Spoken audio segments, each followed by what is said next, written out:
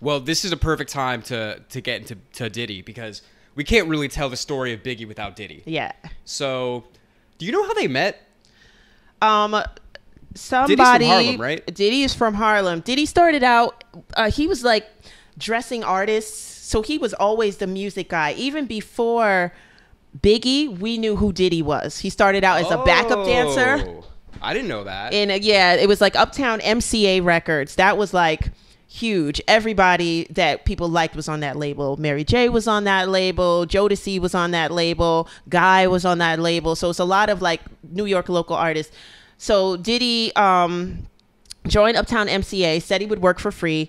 And Andre Harrell let him, so he was in charge of all the young new acts. Yeah. So he dressed everybody. Well, everybody's style is pretty much Diddy and his girlfriend Misa. So we kind of watched Diddy come up too. That back then he was just Puff Daddy, like, you know, just so he met Biggie through the grapevine. It's like somebody saying, okay, well, there's this Brooklyn rapper, he's mad hard, like you gotta check him out. And Biggie came to Harlem Diddy came to Harlem to see him. And at that point, Diddy was like, I was looking to sign like some type of like light skinned, curly haired guy. Cause like on Uptown MCA, all the dudes, whether light skinned, dark skinned, whatever, had a pretty boy look to them. Right. Nobody looked like Big.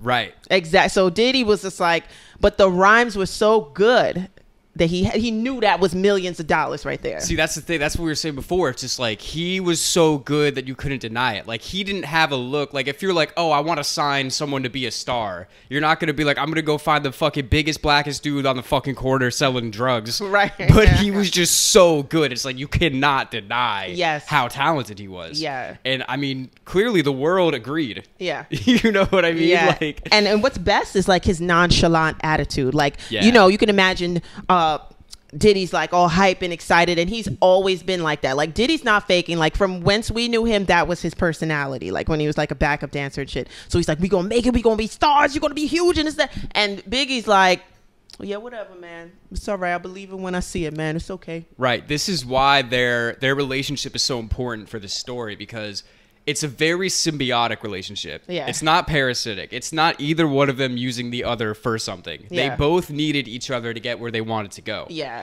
Because it was Uptown, right? Uptown Records was where he was working. Yeah. So he would try to bring Big to get signed by them, right? Yes. And then Andre was like, Diddy's trying to do too much. Yes. And he fucking let him go. He gave him the boot, right? So then now Big's like, yeah, so all that shit you were saying before, it doesn't look like it's working out like that. You know, like when you're saying like, I'll believe it when I see it. It's like, yeah, you promised me all these things. I'm going to get you signed, blah, blah, blah, blah, blah. And then you just got fired. Yep. So what does that say for me? Right. Like, I got to start selling drugs again, bro.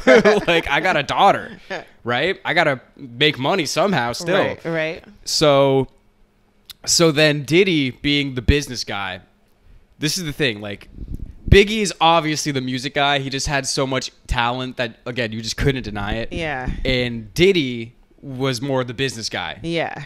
So Biggie was not as concerned with, like, starting a label and, like, doing all this shit. Like, he was worried about his music and, like, his things that he's doing. So that Diddy's like, all right, I got fired, but I got the fucking drive and the ambition. We're going to start our own label. And you know what? We're a bunch of bad fucking boys. You know what we're going to call it? What? Bad Boy Records. Come out and play. So, yeah. So, I mean, Diddy started it up and with Biggie basically being the flagship artist. So they really brought each other up, which I think is such a cool part of the story, because you see, you know, you watch all these like behind the musics and shit. There's always like jealousy and like somebody trying to bring the other down, or like the record label just trying to use them for this and that.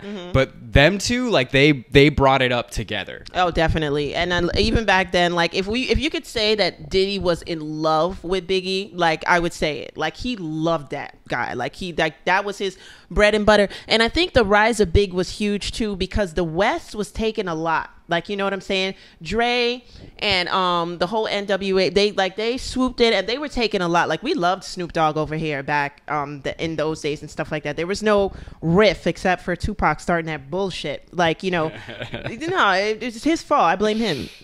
But, like, New York was just so happy to finally get a New York rapper that we weren't, like, caping for. That was actually a world-class rapper, because you know what I mean, we had Mobb Deep pretty much like slam dunked a little bit for us, because New York was kind of like, our rhymes were becoming okay, and like Dre and them were making millions, okay, and they were going like, they were crossing borders, they were doing all types of things, and they had some people over here trying to sound like them. So like New York was like, okay, wait, like we're not them. What about Wu-Tang? Wu-Tang, but you see, that was huge too. Wu-Tang in like early 91, that was a whole crew, and I feel like, right, it's not, you couldn't just be like, that's the guy. Yeah, because so many people. Wu-Tang itself was hard, but I could not pick a Wu-Tang artist and say that they're one of the best in the world. Nah, I can't do that. Like, I really love Raekwon's flow and stuff like that. Like, he's dope. Meth is really dope. Like, and in terms of record sales, yeah, they'll be like the best in the world. And who was the one feature on Big's first album? Method Man. Method Man. I just had to say that. Right. Shout out to Method Man. Exactly, because he was like, I mean, he was huge at that point too. But like, we were so happy for like one captain, where it's just like, you couldn't. This is the guy. Yeah, you couldn't even dispute. Like, no one could dispute it, because I feel like Method Man could have gone head to head with a LA rapper. Like, I'm not gonna diss some of these rappers. Like DJ Quick was a really good rapper. We had like, you know, I forgot who the other guy is. MC Ren was a good rapper. We had some good rappers that were coming out of LA. They could kind of go head to head with some of our rappers, but like, with the exception of Prodigy from Mobb Deep, when Biggie came out like as a solo, like by himself, I think that was the other thing too. Like, he was his own artist and he didn't need a group. Like, it wasn't a back and forth to bring him up to a certain level. And I think that's the difference with like Wu-Tang, who were like a great group, and also Mobb Deep too, who was another group that we were like, oh, New York is still holding it down. When Big came out, it was like, you can't say nothing about New York. Yeah, because there was nobody that was gonna rap better than him. Nobody. At all.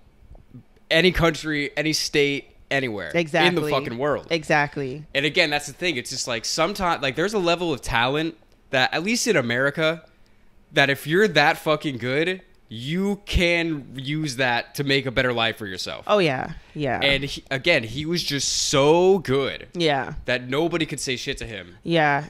And his style was just so cool. I'm trying to keep it like also about the music. We just kept talking about how awesome he is as a person, but like, I mean, obviously the music is what made him that. And it's just like, the thing that was so cool about his style is he was able to do such complicated things, and he was able to play with words in such a way without writing anything down, by the way. Nothing was written.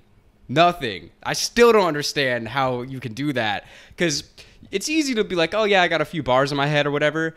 But he would have whole songs all in his head that were all amazing. Well, I see it as like practice. I see it as a thing. Like, if I said, oh, Dan, play me a freestyle, you could pick that up and just play me something really wicked. Like, you know what I'm saying? Yeah. Because that's part of you since you were like a preteen. And like, if somebody was to say, Sifa, dance me something great, like, I will get up and I would like dance you like the most wickedest freestyle, because I've got all that technique within me. But again, that's because we've been doing this shit for so long and we put the work into it. Yeah, him too, though. That's what I'm saying, him too. Yeah. But like, a lot of other people just didn't do that, and they couldn't do that. Right. That's what I'm saying. True. Yes. Like, he clearly, that he lived it. Yes. That's what I'm saying. Yeah. That's what I'm trying to say. Yeah. That's really the dope part about him. Him just being like his own artist, like his own single self. And then he was a big black guy, but he wasn't scary. Like, you know what I'm saying? It's like, people wanted to hug Big, and people wanted to, like, his music was funny. You know what I mean? A lot of it was funny. Like, my uncle, to talk about like not liking like rappers and stuff like that. My uncle, every time he saw like some young kid with some jewelry or something like that, and he'd be walking by me, he'd be walking with me, he'd be like, look at these chain snatchers out here. Like, you know what I mean? So that's the first thing he would say. Or if he saw a young girl with like big earrings and all this stuff like that, he'd be like, teen pregnancy right there. Like, you know what I mean? He would just say, he's super conservative. Damn. So my uncle, exactly. So super conservative, my uncle, like totally Ivy Leaguer and all this stuff like that. And he came up to us and was like, so, you know, talking about Biggie. He liked Biggie. He was like laughing about how he's like, soon as he buy that wine, I just creep up from behind. Like, he thought that was funny. So what did I mean, I don't know if you would know, but what in his mind was different between Biggie and all these other people? I would say it's the charisma. Because, yeah, like I was going to say, Biggie doesn't come off as angry. Right. That's the other thing. Like, life is... He comes life off as is, smooth. Yes. Life is life, and it's kind of funny. Life is kind of funny to him. Like, you know what I mean? I like that. He gave off, like, that whole... It's funny because he's harmless in a way. It's like he's harmless. Kind of like...